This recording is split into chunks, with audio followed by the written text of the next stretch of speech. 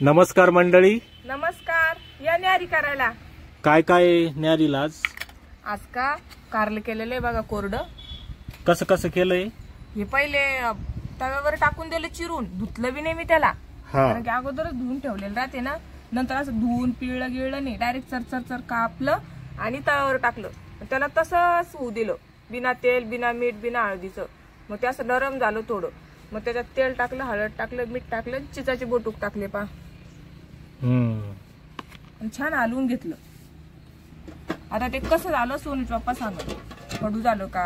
ही मेथीची भाजी आहे. हा, आणि हो भाजीपाला मी माया मावस सासूची इथून आणला. हो, आता 2-4 दिवस भाजीपालाची चांगला. मेथीची भाजी, शेपूची भाजी, आणखी चुक्याची भाजी, कारले सगळं आम्ही तिथूनच आणलं.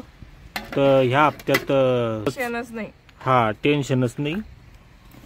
आणि असं आहे पा जेवायला आज लिंबू आहे, कैरी आहे. आणि लय कोशिश करत होतो आपण मागच्या महिन्यात व्हिडिओ रोज टाकायची, तर टाकणं तर काही झाले नाही.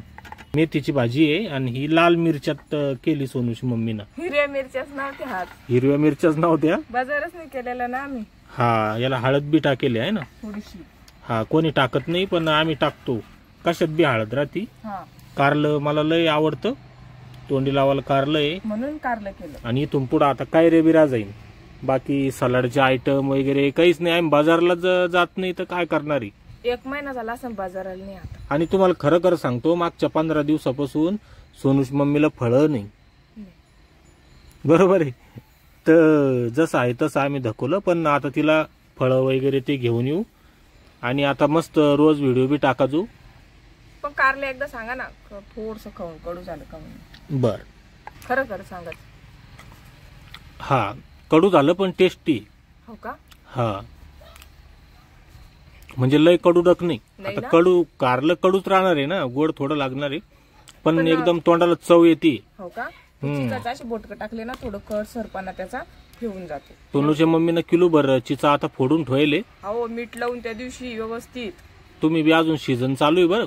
कोणाला चिचा वगैरे लागल्या ना तर बाजारातून घेऊन या, फोडून वगैरे ठेवून द्या. या असे कशा कशात टाकायला चालते द्या वरणा त्याच्यात.